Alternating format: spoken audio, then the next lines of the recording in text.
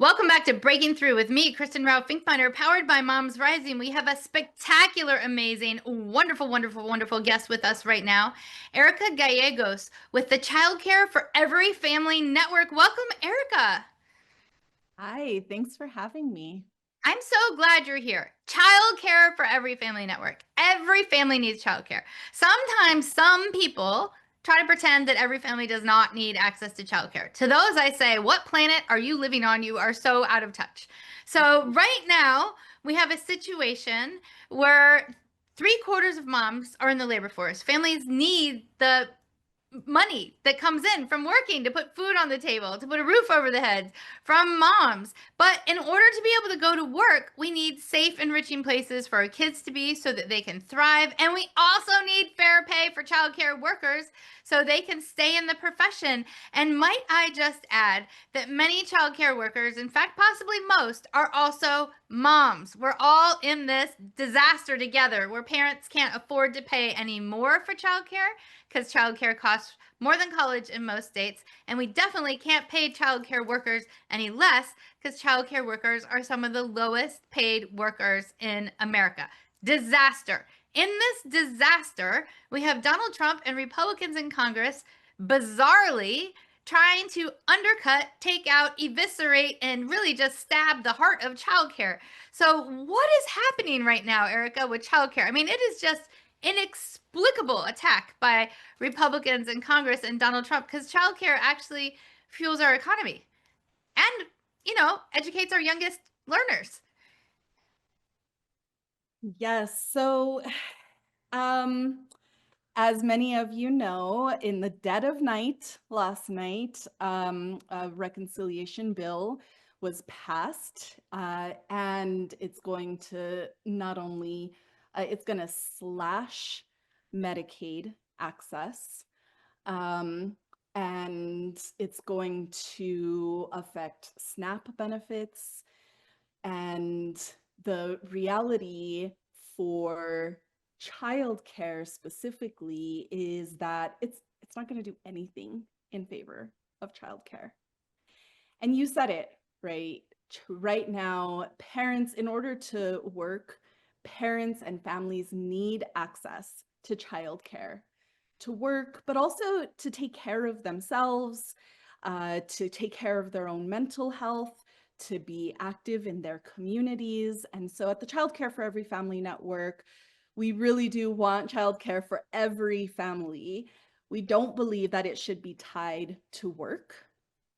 We don't believe that it should be tied to parents paying co-pays, because the reality is that childcare for every family, having space that is safe, that is close to home or close to work, that is available at all hours of the day, including weekends, right? Because not everyone works the quote unquote traditional hours of a 9 to 5 job, that it's truly accessible for everyone to have the care that they need. And and the other reality is that with the huge push for mass deportation, that's also going to affect childcare. So the immigrant workforce, particularly women who are immigrants, make up 8% of the overall US workforce, but they make up more like 20% of the childcare workforce. So this is going to directly impact access for families. And at the Childcare for Every Family Network, we also recently hosted a Know Your Rights webinar for families that are having to deal with ICE, as well as childcare providers that fear ICE showing up to their childcare centers or their homes where they're caring for children. There is so much disinformation, misinformation, weird information, wrong information, disastrous information, hateful information being spread, frankly, largely by MAGA Republicans. People are like, why are they spreading that? Well, there's a couple of reasons. One is that cognitively speaking, information that is hateful or makes you feel fear is twice as sticky in your memory as something that's love or joy. And so we have a situation where what I call it hate spaghetti, where we have Republicans, particularly MAGA Republicans, throwing weird, wacky, awful, hateful ideas at the wall time after time to see what sticks, and then doubling down on what is most sticky in people's minds, regardless of if it's true or not. It is so upsetting. And so I want to just ask a question right now. If you wanted to talk about any myths that you want to bust, what would they be right now? Because, we need to bust these myths. Yeah. Well, um, as I was saying earlier, childcare being tied to work, right? The reason that we want to ensure that childcare access is not tied to work is so that families have the care that they need so that their families can thrive. Care for their children, but also for themselves. It's a huge mental health issue as well. Having access to childcare so that you can care for your own mental health is really important for families. And I would say, as a solo parent myself with a 5-year-old, having access to childcare allows me to go grocery shopping, allows me to participate, to volunteer in my community, right? When otherwise it would be much more difficult to be able to do so. So having free, accessible childcare is more than just a work product, right? It's so important. I love that you raised that. Oh, you have another one. I can tell. What's the other myth? What are you ready to bust? Before I was at the Child Care for Every Family Network, I was on the ground in New Mexico talking directly with childcare providers and parents that had issues trying to access childcare for their children or trying to increase wages for themselves. Um, and one of the things that I would hear time and time again from the people that we were organizing with was, I thought that I made bad choices as a parent or as a Mm. childcare provider, right? Like I Mhm. didn't graduate high school, or I didn't go to college, or I did these things to put myself in this position where I make low wages or whatever the case is, right?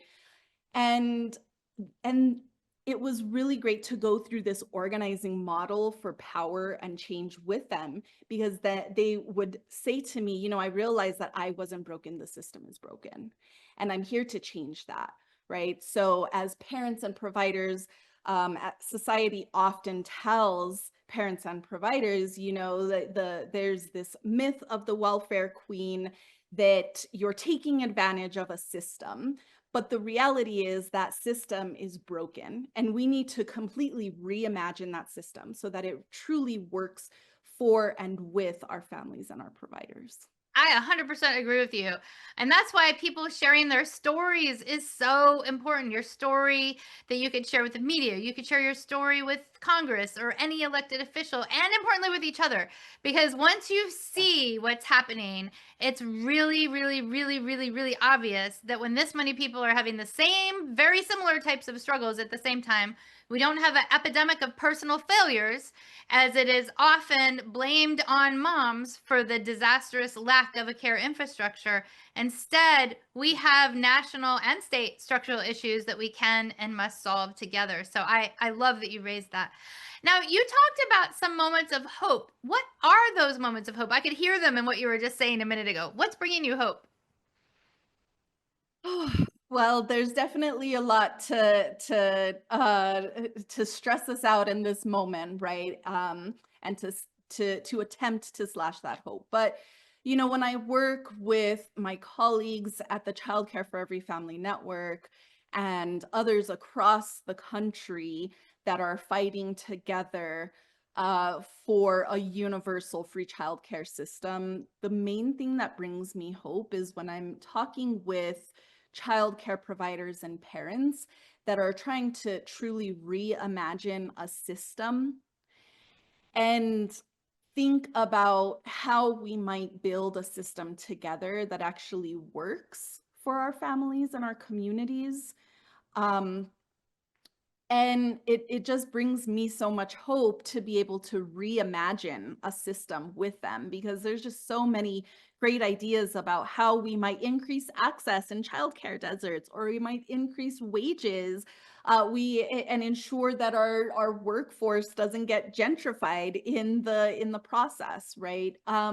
So there's so many pieces and nuggets of hope in those spaces, talking with folks and thinking about reimagining a system. I love that you're reimagining the system in partnership with parents and providers, because one of the things that super annoys me is that too often people try to pit parents against providers, which is the most ridiculous, awful, very bad thing, because many parents are the providers. Like my own mom became a child care worker when I was little because she needed both the wages and wanted to hang out in the same building as me, right? So that is not uncommon for parents and providers to be one and the same. So having the shared co-visioning of how to build a better reality is so important. What are some of the ideas that we should all be thinking about? I'm like ready. Let's go.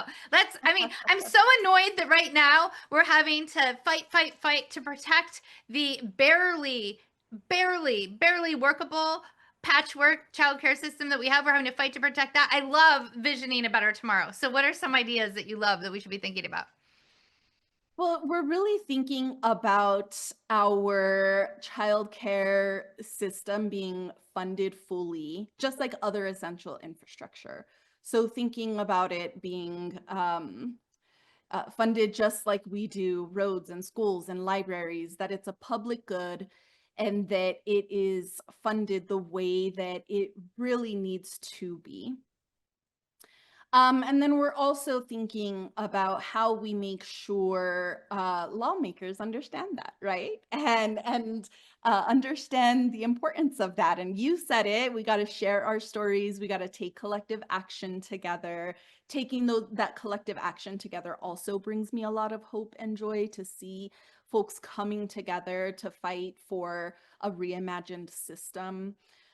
And then also thinking about paid family medical leave as part of Mm-hmm. that structure that is needed for care for our families. So thinking about the whole family, not just Mm-hmm. like you were saying, there's all these piecemeal, and but Mm-hmm. we really need to think about the whole family. We Yep. really got to think about making sure that it's centered in the needs of parents and providers. And Mm-hmm. again, we if we don't center the needs and voices and leadership expertise of moms, of Mm-hmm. caregivers, then we won't get the system that we actually need. And Yes, I love so, that. we really got to make sure that they are at the forefront, that they're in leadership in making sure that whatever we imagine is actually going to benefit them. Yeah, work for us for sure. I mean, the amount of times that there have been unintended negative consequences because the people who are most directly impacted are left out is too many to list. So I totally agree with you. Mhm. How can people, we have like 20 seconds left. How can people get involved with childcare for every family? Well, go to our website, childcareforeveryfamilynetwork.org. And, we have an action center. We have a resource list. We just put together a resource list for families and providers that are affected by the issues right now, the immigration issues right now. So there's a whole long list of resources there. You can sign up for our newsletter where we share what the latest news on what's going on with childcare, not only at the federal level, but at the state level as well. And there's also a library of videos there. You can go and watch our video on Know Your Rights for those that are interacting with ICE right now. So go to our website, you can sign up and also find lots of resources. Thank you so much for being on. Thanks for all you do. Everybody get involved and stay involved with childcare for every family.